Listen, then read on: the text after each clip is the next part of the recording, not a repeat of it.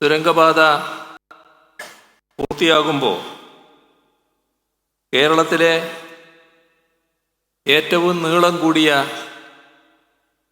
തുരങ്കപാതയാകും ഇത്. ഇന്ത്യയിലെ തന്നെ ഏറ്റവും ദൈർഘ്യമുള്ള മൂന്നാമത്തെ തുരങ്കപാതയാകും ഇത്. ഇത് യാഥാർത്ഥ്യമാകുമ്പോൾ ഇവിടെ പ്രസ്താവിച്ചതുപോലെ താമരശ്ശേരി ചുരം വഴിയുള്ള ഗതാഗത പ്രശ്നങ്ങൾക്ക് ശാശ്വത പരിഹാരമാകും. ഒരു പദ്ധതിയുടെ നിർമ്മാണ ഉദ്ഘാടനം എന്നതിലുപരി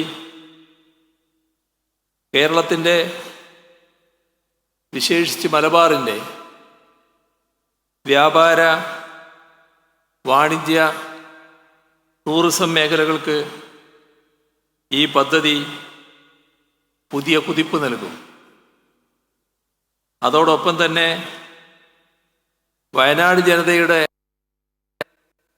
ദീർഘകാല സ്വപ്നത്തിൻ്റെ സാഫല്യം കൂടിയായി ഇത് മാറുകയാണ്. നാം ചിന്തിക്കേണ്ടത് ഇത്തരത്തിൽ എത്രയെത്ര സ്വപ്നങ്ങളാണ് കഴിഞ്ഞ കുറച്ച് വർഷങ്ങളായി സഫലീകരിക്കപ്പെട്ടത് എന്നതാണ്. ഒരിക്കലും നടക്കില്ല എന്ന് മഹാഭൂരിഭാഗം ജനങ്ങളും കരുതിയ പലതും നമ്മൾ ഇവിടെ നടപ്പാക്കി. അതിൻ്റെ ഉദാഹരണങ്ങളുടെ വിശദാംശങ്ങളിലേക്കൊന്നും ഞാൻ പോകുന്നില്ല.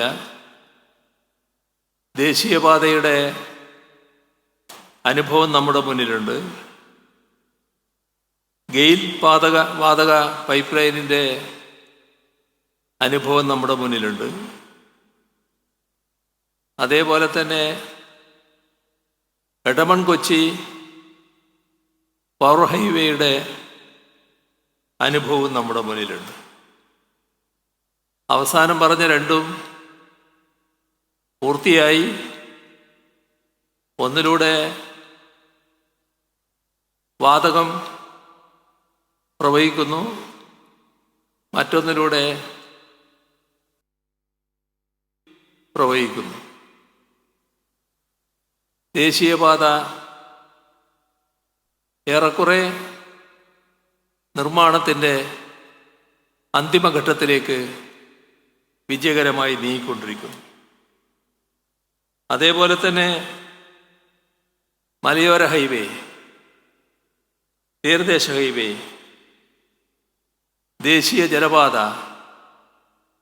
ഇതെല്ലാം നിർമ്മാണത്തിൻ്റെ വിവിധ ഘട്ടങ്ങളിലാണ്.